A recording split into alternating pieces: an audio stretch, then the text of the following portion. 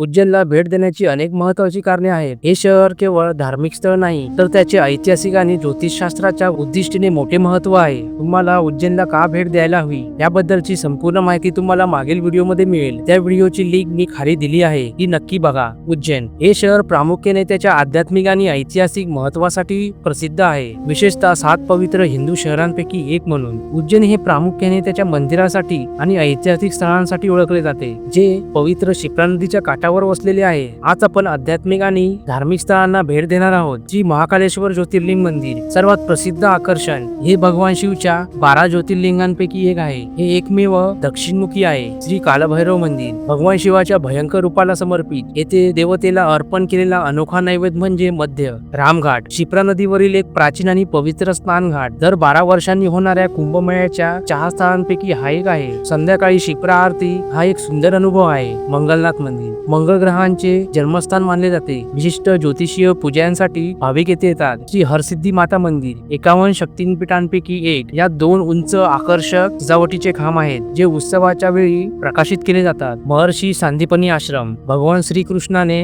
त्यांचे भाऊ बलराम आणि मित्र सुदामा यांच्यासह शिक्षण घेतले ते ठिकाण असल्याचे मानले जाते. अजून भरपूर काही या व्हिडिओच्या माध्यमातून सांगणार आहे, तर शेवटपर्यंत व्हिडिओ पाहायला विसरू नका. जर तुम्ही स्वतः उज्जैनला आला तर सगळ्यात पहिले कोणत्या मंदिराला भेट देणार आहे आणि कोणत्या मंदिरांना क्रमाने दर्शन केल्यास तुमचा मुख्य धार्मिक प्रवास एका दिवसात व्यवस्थित पूर्ण होऊ शकतो. खूप महत्त्वाचा आणि पारंपरिक प्रश्न म्हणजे तुम्ही पहिले कालभैरव आणि नंतर महाकालचे दर्शन का करावे. काही भाविक आणि स्थानिक लोक या क्रमाने दर्शन घ्यायला विशेष महत्त्व देतात आणि त्यामागे 2 मुख्य कारण आहेत. कालभैरव मंदिराला प्रथम प्राधान्य देण्याची कारणे आणि महाकालेश्वर मंदिराचे दर्शन नंतर का. हिंदू धर्मातील मान्यतानुसार जेव्हा तुम्ही एखाद्या पवित्र नगरीत प्रवेश करता तेव्हा त्या शहराचे रक्षण करणारा देव एक असतो, त्याला क्षेत्रपाल म्हणतात. असा नियम आहे की कोणत्याही मुख्य देवतेचे दर्शन करण्यापूर्वी क्षेत्रपाल देवाचे दर्शन घेणे आवश्यक असते. म्हणूनच प्रथम कालभैरवांचे दर्शन घेऊन मग महाकालचे दर्शन घेतल्यास यात्रा पूर्ण आणि सफल मानली जाते. श्री महाकालेश्वर ज्योतिर्लिंग हे या नगरीचे राजा आणि मुख्य दैवत आहेत. कालभैरव हे राजांचे रक्षण करते आहेत. राजाच्या दरबारात प्रवेश करण्यापूर्वी रक्षकाची भेट घेणे आवश्यक असते. जर तुम्ही कोणताही क्रम निवडला तरी दोन्ही ठिकाणी दर्शन घेणे महत्त्वाचे आहे. आज आम्ही 7-8 महत्त्वाच्या मंदिरांना भेट देणार आहोत. त्यासाठी आम्ही एक ऑटो बुक केली, ज्यात 7 लोक बसू शकतील. याकरिता ऑटो चालकाने 1000 रुपये घेतले. तसेच तुम्ही बार्गेनिंग करून कॉस्ट कमी जास्त करू शकता. गणपती बाप्पा मोरया, मंगल मूर्ती मोरया, जय महाकाल, महादेव. आज सकाळी आम्ही 6 वाजता कालभैरवाच्या दर्शनासाठी निघालो. कालभैरव मंदिराच्या दिशेने जाताना वाटेत आपल्याला गडकालिका देवीचे शक्तिपीठ पाहायला मिळतं. गडकालिका मंदिर हे मध्य प्रदेशातील उज्जैन शहरातील असलेले देवी कालिका यांना समर्पित एक अत्यंत पूजनीय हिंदू मंदिर आहे. गडकालिका मंदिराला महाशक्तिपीठांपैकी मानले जाते. पौराणिक कथेनुसार भगवान शंकरांनी केलेल्या तांडव नृत्यावेळी देवी सतीच्या देहाचा वरचा ओठ याच ठिकाणी पडला होता. त्यामुळे या ठिकाणाला विशेष धार्मिक महत्त्व प्राप्त झाले आहे. श्री स्थिर मन गणेश मंदिर हे उज्जैन मधील एक अतिशय प्राचीन आणि पूजनीय गणेश मंदिर आहे. हे मंदिर प्रसिद्ध गडकालिका मंदिराच्या जवळ स्थित आहे, फक्त 2 मिनिटाच्या अंतरावर. श्री स्थिर मन गणेश मंदिराचे दर्शन घेऊन आम्ही कालभैरव मंदिराच्या दिशेने निघालो, जे तिथून फक्त 3 ते 4 किलोमीटर अंतरावर आहे. भगवान भैरवाला उज्जैन शहराचे क्षेत्रपाल मानले जाते. ते 8 भैरवांपैकी प्रमुख मानले जातात. भक्त दारूच्या बाटल्या घेऊन येतात आणि त्या पुजाऱ्याकडे देतात. पुजारी ती बाटली उघडून त्यातील थोडी दारू एका बशीत घेऊन थेट मूर्तीच्या मुखाजवळ धरतात. विशेष म्हणजे मूर्ती ती दारू ओढून घेते. असे भक्तांच्या डोळ्यात देखील घडते. बाटलीतील उरलेली दारू नंतर भक्तांना प्रसाद म्हणून परत दिली जाते. कालभैरव मंदिर हे या परिसरातील प्रमुख स्थान असले तरी त्याच्या जवळच भगवान दत्तात्रय यांना समर्पित असलेले एक लहान आणि पवित्र मंदिर आहे. कालभैरव मंदिरापासून सिद्धेश्वर मंदिरापर्यंतचे अंतर 6.5 ते 7.5 किलोमीटर आहे. सिद्धेश्वर मंदिर हे उज्जैनच्या यात्रेतील एक महत्त्वाचं ठिकाण आहे. हे मंदिर पवित्र शिप्रा नदीच्या किनाऱ्यावर रुद्रसागराच्या जवळ आणि महाकालेश्वर मंदिराच्या परिसरापासून फार दूर नाही आहे. नदीकाठी असल्यामुळे या स्थानाला धार्मिक विधीच्या दृष्टीने खूप महत्त्व आहे. शिप्रा नदीच्या काठावर सिद्धेश्वर मंदिराच्या आसपासचा परिसर पितृकार्य करण्यासाठी खूप प्रसिद्ध आहे. या ठिकाणी हे विधी केल्यास मृत पूर्वजांना शांती मिळते आणि मोठा आध्यात्मिक लाभ होतो, अशी भाविकांची श्रद्धा आहे. जीवनातील अडथळ्यांवर मात करण्यासाठी, शांती आणि दैवी आशीर्वाद घेण्यासाठी देखील या मंदिरात पूजा केली जाते.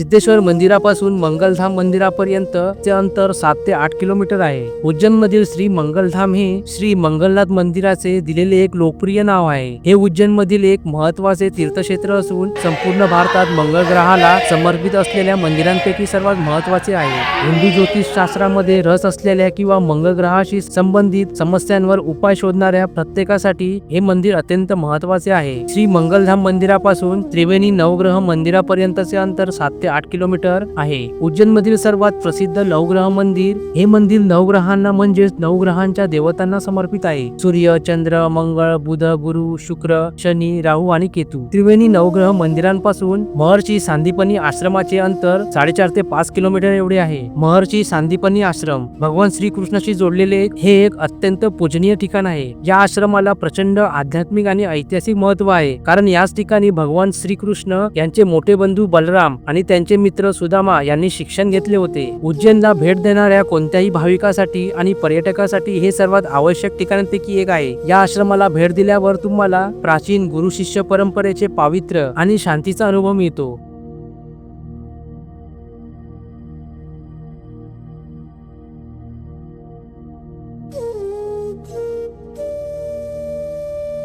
महाकाल ज्योतिर्लिंग हे एकमेव ज्योतिर्लिंग आहे जे दक्षिणमुखी आहे. इतर सर्व ज्योतिर्लिंगांचे मुख पूर्वेकडे असते. तांत्रिक परंपरेत दक्षिणेकडे तोंड करणे अत्यंत शक्तिशाली मानले जाते, कारण ही दिशा मृत्यूची आहे आणि महाकाल हे मृत्यूवर विजय मिळवणारे आहेत.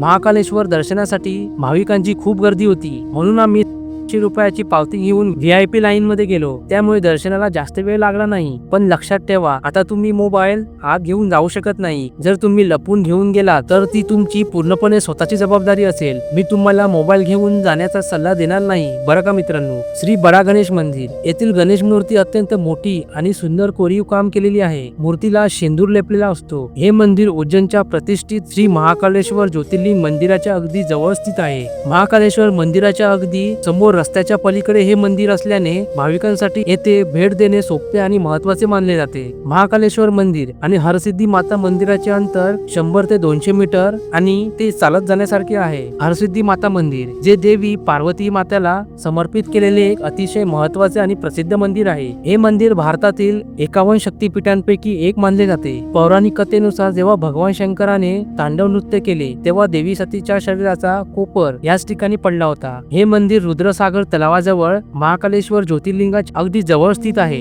हरसिद्धी मंदिराचे सर्वात खास वैशिष्ट्य म्हणजे मंदिराच्या प्रवेशद्वाराबाहेर उभे असलेले हे 2 महाकाय आणि कलात्मक दीपस्तंभ. या खांबावर शेकडो दिवे लावण्यासाठी जागा आहे. नवरात्री सारख्या प्रमुख सणांदरम्यान जेव्हा हे दोन्ही खांब एकाच वेळी पेटवले जातात तेव्हा ते दृश्य फारच अद्भुत आणि विलोभनीय असते. हे दिवे लावणे अत्यंत शुभ मानले जाते. हे दीपस्तंभ दररोज प्रज्वलित केले जात नाही, ते फक्त विशेष धार्मिक सणांच्या दिवशी आणि काही शुभ मुहूर्तावर प्रज्वलित केले जातात. साधारणपणे हे दीपस्तंभ संध्याकाळच्या आरतीनंतर म्हणजे संध्याकाळी 6:30 ते 7:30 या वेळेत प्रज्वलित करण्यास सुरुवात केली जाते. हे काम पूर्ण करण्यासाठी सुमारे 1 तास लागतो, कारण यात शेकडो दिवे हाताने लावले जातात. उज्जैनला भेट देणाऱ्या कोणत्याही भाविकासाठी हे मंदिर पाहणे आवश्यक आहे. श्री महामाया अखंड ज्योत हे देवी महामाया यांना समर्पित केलेले अखंड प्रज्वलित ज्योत आहे. दर्शन झाल्यावर थोडा मार्केट फिरलो आणि संध्याकाळचं दीपस्तंभ प्रज्वलित दृश्य पाहायचं होतं. त्यासाठी अजून 4 तास राहिले होते, म्हणून आम्ही घरी आलो आणि थोडा आराम केला. आणि मित्रमैत्रिणींसोबत ट्रिपची मजा काही अद्वितीय असते. एकत्र फिरायला जाणे म्हणजेच अविस्मरणीय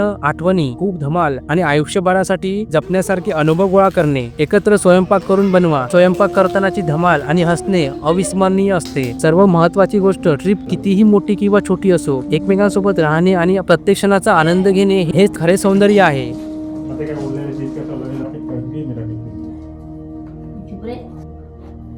एक में 2-3 दाल सप्ले अलग अलग कर मत कर. एक में बनाओ, एक में 2-3 घुसट. सप्ले की तरीके बर्बाद नहीं करनी. बाकी गाल को पूरा खाना है, तो नहीं खाना है. एक प्लेट डब्बा एक मतलब ये चपाती बनाओ नहीं. दुसरा टमाटर तो फेकायचं. नाही ते खराब झालंय. ते खाऊ दे थांबे. द्या तुम्हाला. तुझे त्यातले पहिला वाला ले रे तू नाही, मला पहिला वाला ले पहिला वाला ले खाणार आहे पोळायला? मी खाणार तुझे कसं सब खाएगा तुझे कोई नहीं खाएगा तेरे भी तो खाया ना मेरे को दे एक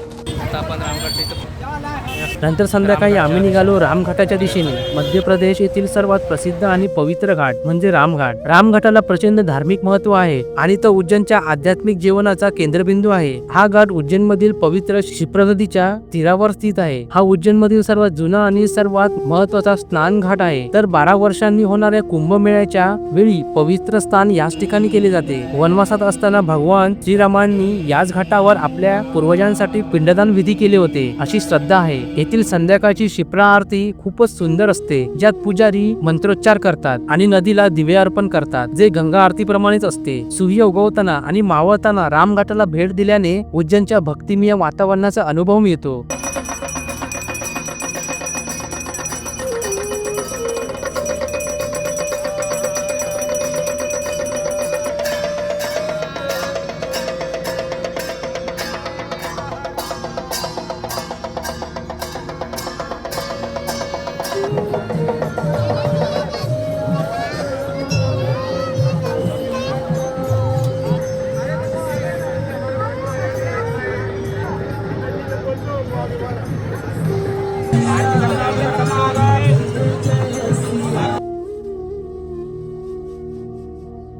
हे मंदिर यमराज आणि त्यांचे मुख्य नोंदणीपाल चित्रगुप्त यांना समर्पित आहे. हे मंदिर क्षिप्रा नदीच्या काठी असलेल्या रामघाटाच्या पवित्र परिसरात स्थित आहे. हे मंदिर रामघाटावरील संपूर्ण आध्यात्मिक यात्रेचा एक आवश्यक भाग आहे, विशेषतः पितृविधी करणाऱ्या लोकांसाठी. म्हणून क्षिप्रा आरतीमध्ये सहभागी होऊन आम्ही आलो हरसिद्धी माताच्या मंदिराच्या इथे दीपस्तंभ पाहण्यासाठी. दीपस्तंभ प्रज्वलित करण्याची प्रक्रिया सहसा सूर्यास्तानंतर म्हणजे संध्याकाळी 6:30 ते 7:30 या वेळेस सुरू होते. या दीपस्तंभावर शेकडो दिवे असल्याने ते पूर्णपणे प्रज्वलित करण्यासाठी सुमारे 1 तास लागतो. तर मित्रांनो, आजची उज्जैन नगरातील आमची धमाल इथेच थांबते. हा दिवस खऱ्या अर्थाने अविस्मरणीय होता. तुम्हाला कसा वाटला हे मला कमेंट बॉक्स मध्ये नक्की सांगा. आणि हो, तुमच्यासाठी एक महत्वाची बातमी आहे. उद्या उज्जैन मध्ये आमचा शेवटचा दिवस आहे, पण याचा अर्थ प्रवासाला संपला असा नाही. उद्या आम्ही उज्जैनहून थेट ओंकारेश्वर ज्योतिर्लिंगला जाणार आहोत. तिथे पवित्र ज्योतिर्लिंगाचे दर्शन आणि काही उत्सुकतापूर्ण ठिकाणे तुमच्यासाठी घेऊन येणार आहोत. त्यामुळे पुढील व्हिडिओ अजिबात मिस करू नका. हा व्हिडिओ जर तुम्हाला आवडला असेल तर त्याला लाईक करा, तुमच्या मित्रमैत्रिणींसोबत शेअर करा आणि तसे सुंदर अनुभव पाहण्यासाठी आपल्या चॅनेलला सबस्क्राईब करायला विसरू नका. भेटूया पुढच्या धमाकेदार प्रवासात. तोपर्यंत काळजी घ्या आणि धन्यवाद.